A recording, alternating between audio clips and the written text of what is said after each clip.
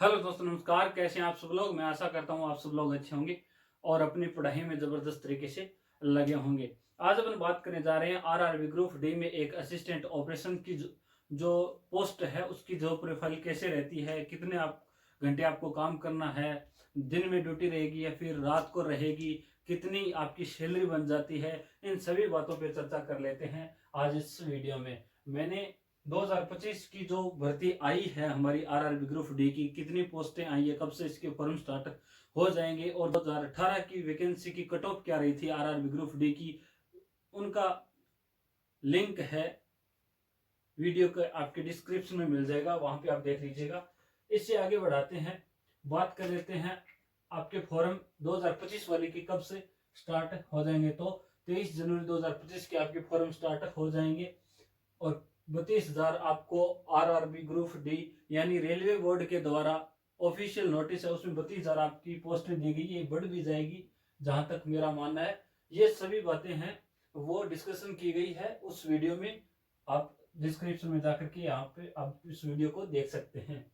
आज अपन बात करते हैं असिस्टेंट ऑपरेशन की। जैसे असिस्टेंट ऑपरेशन की जो पोस्ट है ग्रुप डी के द्वारा ये पोस्ट आती है, इसमें अब की बार कितनी पोस्टें आई है, 14 डिपार्टमेंट में अब की बार वैकेंसीज है, यहाँ पे आप देख सकते हैं।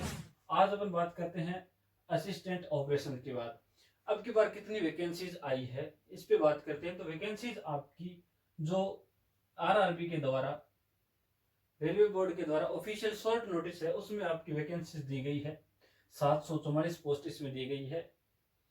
और अगर ये वैकेंसी बढ़ती है तो ये भी आपको बढ़ती हुई नजर आ जाएगी। वैकेंसीज की बात हो गई। आपका इसमें सिलेक्शन प्रोसेस क्या होता है, सिलेक्शन प्रोसेस आप सभी को पता है आरआरबी ग्रुप डी का। जैसे सबसे पहले आपका इसमें होता है CBT 1। CBT 1 होने के बाद में आपका इसमें होता है फिजिकल और मेडिकल, फिर आपका डॉक्यूमेंट वेरिफिकेशन हो जाता है। जैसे आप पोस्ट प्रेफरेंस लगाते हैं उस प्रकार से आपकी पोस्ट प्रेफरेंस है वो मिल जाती है।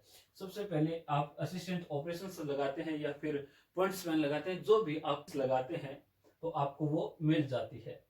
सिलेक्शन प्रोसेस की बात हो गई। बात करूं मैं यूनिफॉर्म की, यूनिफॉर्म आपकी कैसी होती है इस पोस्ट पर, तो यहाँ पे आपको साइड में दिखाई दे रहा होगा, इस प्रकार की आपकी यूनिफॉर्म होती है जो आपको हर साल आपको 6,200 रुपये ड्रेसेज अलाउंसेज है वो आप यहाँ पे मिल जाता है। मैं बात करता हूँ अब ट्रेनिंग की, आपकी ट्रेनिंग होगी या फिर नहीं होगी, कितने महीनों की होगी।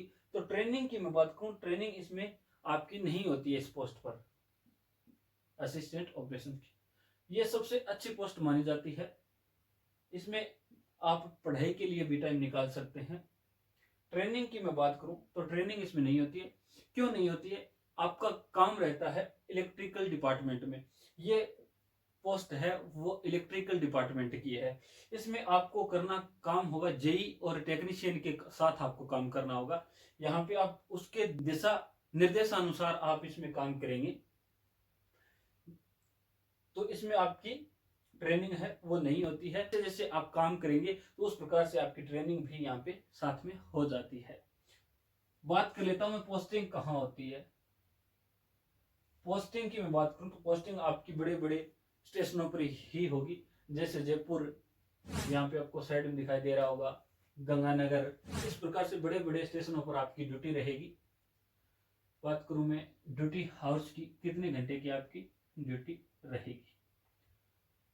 दिन लगभग मैं बात करूं तो आपकी 95% है वो ड्यूटी दिन में रहेगी, और अगर कोई डिफॉल्ट आ जाता है तो आपको जाना पड़ सकता है रात में, लेकिन 95% है वो आपकी दिन में ड्यूटी रहेगी। 10 से 6-7 बजे तक दिन में आपकी ड्यूटी रहती है। जैसे जैसे कोई फॉल्ट हो जाता है, कोई लाइटें हैं उसमें वायरिंग है वो जल जाती है, तो आपको जाकर के उसे संभालना होगा। तब आपको इस कंडीशन में बाई चांस है वो रात को आपको जाना पड़ सकता है, लेकिन आपको दिन में ही काम करना है। अब बात करते हैं क्या काम करना होता है, क्या काम करना होगा। काम की मैं बात करूं तो ये आप इस नाम से ही पता लगा सकते हैं, असिस्टेंट ऑपरेशन है वो आपके इलेक्ट्रिकल डिपार्टमेंट की पोस्ट है। तो आपको जैसे ट्यूबलाइट होती है स्टेशनों पर, आप इस तरीके से आप देख सकते हैं, ये ट्यूबलाइट आपको दिखाई दे रही होगी यहाँ पे लगी हुई, जैसे पंखे हैं और घड़ी है। रेलवे स्टेशन पे आप गए हैं, रेलवे स्टेशन पर घड़ी लगी होती है, वो घड़ी है, पंखा है।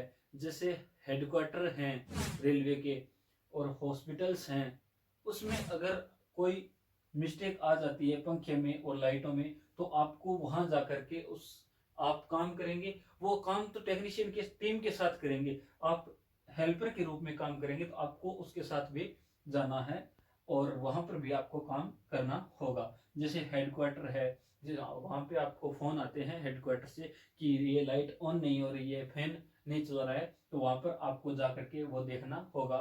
जो रेलवे के हॉस्पिटल्स हैं उसमें कोई मिस्टेक रहती है तो वो भी आपको देखनी होगी। यहाँ पे इस प्रकार से काम रहता है। और यहाँ पे जैसे काम करना होगा, थोड़ा साइड में भी जाकर के काम करना हो सकता है। जैसे जयपुर में आपकी ड्यूटी रहती है, तो जयपुर के छोटे छोटे कोई स्टेशन होते हैं जो आपके बड़े स्टेशन के अंडर ही आते हैं, तो उस स्टेशन पर भी आपको जाकर के काम करना होगा, लेकिन उसमें भी आपकी सैलरी में भी इंक्रीज हो जाता है। ये आपको काम करना होता है। मोटा मोटी मैं बात करूं तो आपको इलेक्ट्रिकल डिपार्टमेंट को संभालना होगा। अब बात करता हूं मैं सैलरी की। सैलरी कितनी बन जाती है, तो आपका बेसिक पे है वो 1800 रुपये रहता है और आपको डीए मिल जाता है 9540 और टीपीए यहाँ पे आप देख सकते हैं। एचआरए आपको उस हिसाब से मिलेगा जो आपकी सिटी एक्स ग्रुप में आती है या फिर वाई में या फिर जेड में, इस प्रकार से आपको एचआरए मिलता है। और टीए मिलता है वो लगभग हर मंथ आपका 6 से 7 हजार बन जाता है। तो ओवरऑल मैं सैलरी की बात करूं आपकी, तो फर्स्ट सैलरी है आपकी वो 35 से 40 हजार के बीच आपकी सैलरी बन जाती है। अब मैं बात करूं आपकी प्रमोशंस की कि इसमें क्या प्रमोशन रहता है। सबसे पहले आप असिस्टेंट ऑपरेशन में लगते हैं जिसका 1800 बेसिक पे होता है। फिर आपका 2-3 साल के बाद आप टेक्नीशियन 3rd बन जाएंगे, लेवल 2 की ये नौकरी है। फिर आप 2-3 साल बाद टेक्नीशियन 2 बन जाएंगे, 2nd बन जाएंगे, लेवल 4 की ये वैकेंसी है, लेवल 4 की ये पोस्ट है।